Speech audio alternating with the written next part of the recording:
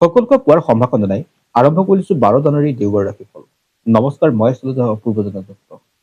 বন্ধুসকল, ৰাশিফলৰ মূল ভিডিঅ'লৈ যোৱাৰ আগত পঞ্চাংগ অনুসৰি আজিৰ দিনটো কিছু তথ্য আপোনালোকক জনাব বিচাৰিছো। আজি হ'ল ১২ জানুৱাৰী ২০২৫ দেওবাৰ। অসমীয়া লেখেৰে ১৪৩১ খ্ৰীষ্টাব্দৰ পুহ মাহৰ ২৭ দিন। আজি সূৰ্যোদয় পুৱা ৬:১৪:৫৬ আৰু সূৰ্যাস্ত হ'ব সন্ধিয়া ৪:৪৫:২।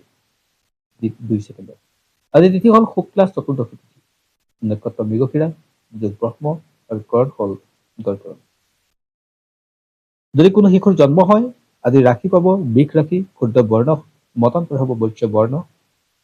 আজি বিংশতিৰ মতে মংগলৰ দশা আৰু অস্তুতিৰ মতে ৰবিৰ দশা লাভ কৰিব। আৰু আদ্যৰ হলে সাদিনীয়া প্ৰতিহিতা যোগ হ'ব। বন্ধুসকল, আপোনালোকে যদি আমাৰ এই ভিডিঅ' প্ৰথমবাৰ কাৰণে ফেচবুকত চাইছে, পেজটো ফ'ল' কৰিব আৰু ইউটিউবত যদি চাইছে তেনেহ'লে চেনেলটো ছাবস্ক্ৰাইব কৰি কাষত থকা বেল আইকন প্ৰেছ কৰিব, যাতে অনাগত দিনৰ আমাৰ এষ্ট্ৰলজিৰ ভিডিঅ'সমূহ আপুনি সহজে পায়। বন্ধুসকল, আৰু এই ভিডিঅ' বিভিন্ন জনলৈ শ্বেয়াৰ কৰিব, লাইক কৰিব আৰু কমেণ্ট কৰিবলৈ নপাহৰিব। আৰু এতিয়া আহিছোঁ ১২টা ৰাশিৰ ক্ষেত্ৰত আজি দিনটো কেনে যাব তাকে জনাম। গতিকে ভিডিঅ'টো আপুনি শেষলৈকে চাব। আৰু প্ৰথম ৰাশিটো হ'ল মেষ ৰাশি। যদি আপুনি মেষ ৰাশিৰ ব্যক্তি হয়, আজি দিনটো আপোনাৰ কাৰণে পজিটিভ হ'ব। নতুন বাৰ্তা আহিব, হঠাৎ আপোনাৰ হাত অৰ্থাৎ আপোনাৰ ক্ষেত্ৰত কোনো ব্যক্তিয়ে আগবঢ়াই দিব, য'ত আপোনাৰ অপৰচুনিটি বুলি ক'ব পাৰি। অৰ্থাৎ আপোনাৰ কাৰণে সুবৰ্ণ সুযোগ আহিব, আপোনাৰ কাৰণে পজিটিভ ভাইব আহিব। আৰ্থিক স্থিতি আপোনাৰ কাৰণে ভাল হ'ব আৰু কৰ্মস্থলত আপোনাৰ পদোন্নতিৰ যোগ সৃষ্টি হয়। গতিকে আজি দিনটো আপোনাৰ কাৰণে শুভ বুলি ক'ব পাৰি। যদি বৃষ ৰাশিৰ ব্যক্তি হয় আপুনি, আৰু বৃষ ৰাশিৰ ব্যক্তিসকলৰ ক্ষেত্ৰত আজি কিছু সাৱধান থাকিব লাগে। তেওঁলোকৰ ক্ষেত্ৰত স্বাস্থ্যৰ ক্ষেত্ৰত কিছু সাৱধান হ'ব লাগিব আৰু আৰ্থিক স্থিতি তেওঁলোকৰ ক্ষেত্ৰত ডাউন হ'ব পাৰে। গতিকে টকা পইচা লেনদেন কৰোঁতে সাৱধান হ'ব লাগিব। মাটি বাৰীৰ কথাবিলাক বা কামবিলাক আজি আপোনাৰ ক্ষেত্ৰত হৈ উঠিব। গতিকে এই ক্ষেত্ৰত আপুনি অলপ কষ্ট কৰিলে লাভৱান হ'ব। আৰু যিসকলে পঢ়া শুনা কৰি আছে তেওঁলোকৰ কাৰণে কিছু পজিটিভ আজি বাৰ্তা আহিব। ইয়াৰ পিছত আহিছোঁ মিথুন ৰাশিলৈ। যদি আপুনি মিথুন ৰাশিৰ ব্যক্তি হয়, তেতিয়াহ'লে আপোনাৰ মানসিক স্থিতি আজি দুৰ্বল থাকিব। স্বাস্থ্য বৰ এটা পজিটিভ নাথাকে। আপুনি লোৱা সিদ্ধান্ত ক'ৰবাত নহয় ক'ৰবাত সলনি কৰিবলগীয়া হ'ব পাৰে। আৰু সমান্তৰালকে আপুনি জ্যেষ্ঠজনৰ পৰামৰ্শ লৈ আজি কাম কৰিলে আপোনাৰ কাৰণে লাভান্বিত হ'ব। ইয়াৰ পিছত আহিছোঁ কৰ্কট ৰাশিলৈ। যদি আপুনি কৰ্কট ৰাশিৰ ব্যক্তি হয়, আপোনাৰ বন্ধুবৰ্গৰ পৰা আৰম্ভ কৰি পৰিয়ালে আজি আপোনাৰ যথেষ্ট ধৰণে বিভিন্ন প্ৰকাৰে আপোনাক সহায় কৰিব।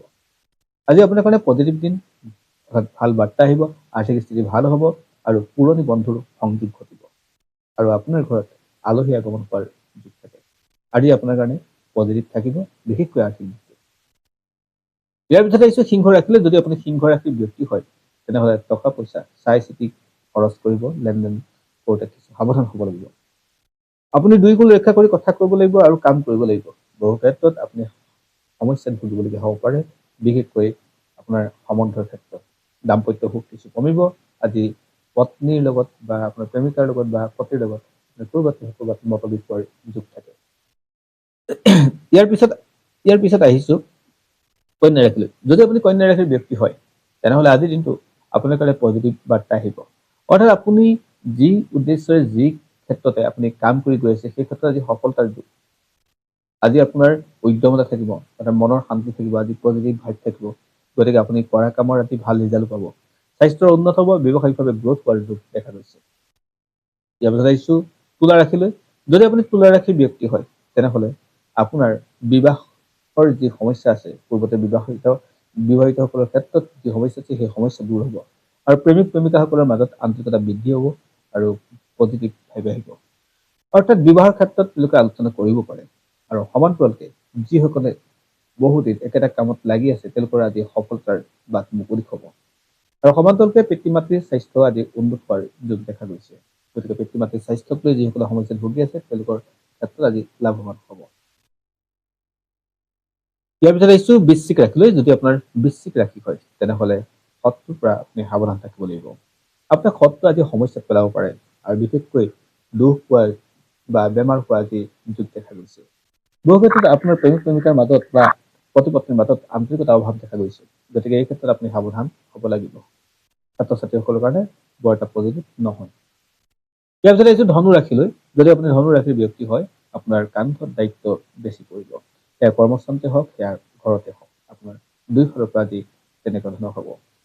স্বাস্থ্যৰ ক্ষেত্ৰত আপুনি সাৱধান হ'ব লাগিব। ব্যৱসায়িক গ্ৰথ দেখা গৈছে, মান সন্মান আপোনাৰ বৃদ্ধি পাব, ৰাজহুৱা ব্যস্ততা অৱশ্যে কিন্তু বাঢ়িব। ইয়াৰ পিছত আহিছো মকৰ ৰাশিলৈ। যদি আপুনি মকৰ ৰাশিৰ ব্যক্তি হয়, আপুনি বিভিন্নজনক মানুহক কথাত দিওঁতে আজি সাৱধান হ'ব।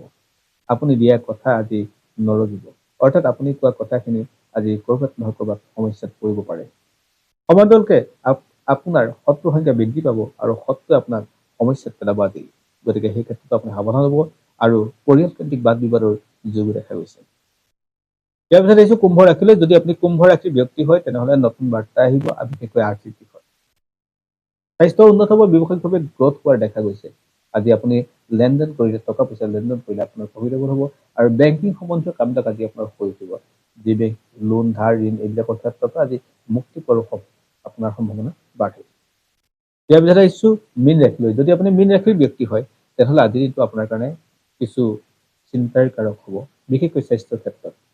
টকা পইচা লেনদেন কৰোঁতে কিছু সাৱধান হ'ব লাগিব আৰু যিকোনো ক্ষেত্ৰতে টকা পইচা আপুনি ইনভেষ্ট কৰি নিদিব।